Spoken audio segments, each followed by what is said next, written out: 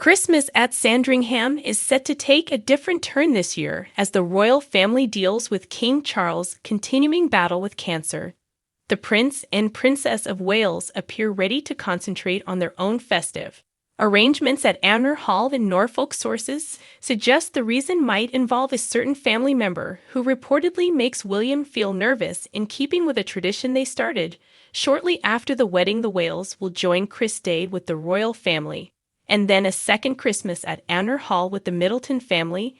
In previous years, Camilla has left Sandringham after Christmas dinner to host her own family dinner at Rimmel, her home in Wiltshire, and in a break with tradition.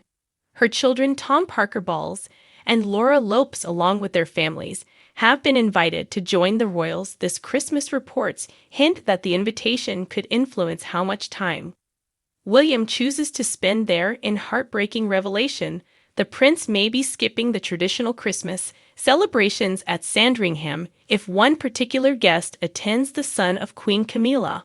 Although William has come to accept his father's marriage to Camilla, it's believed he isn't too fond of her or approves of her son's lifestyle. William and Catherine are said to be opting for a more middle-class Christmas, focusing their time on their children.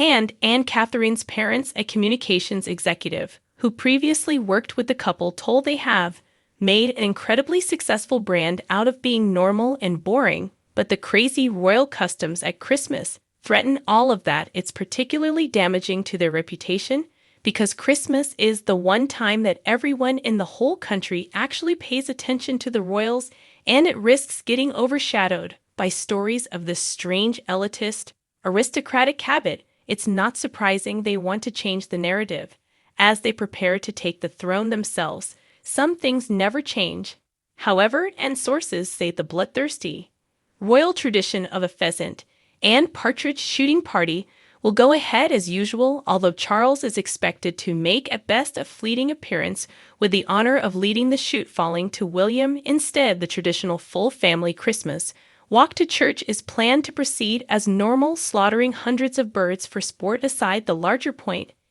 is that the next generation of royals are on a mission to rebrand the royal Christmas, transforming it from a grand, dutiful, and primarily religious occasion to one more aligned with the future subject's festive experiences. One source said this means there will be much more messaging this year from the prince and princess's camp of a middle-class flavor, emphasizing eating chocolate, movie marathons, and generally sliding off the couch in a trip-tan haze like everyone else. Another out-of-touch habit that is said to be high on Catherine's list of things to change is the royal custom of handing out presents on Christmas Eve instead of giving gifts on Christmas Day. As is usual in England, the Germanic tradition was established by Queen Victoria and Prince Albert in deference to his tonic roots. Queen Elizabeth, a great admirer of Victoria, approved of the unusual gift-giving schedule. Sources have previously told as she disliked extravagance and overt expressions of consumerism.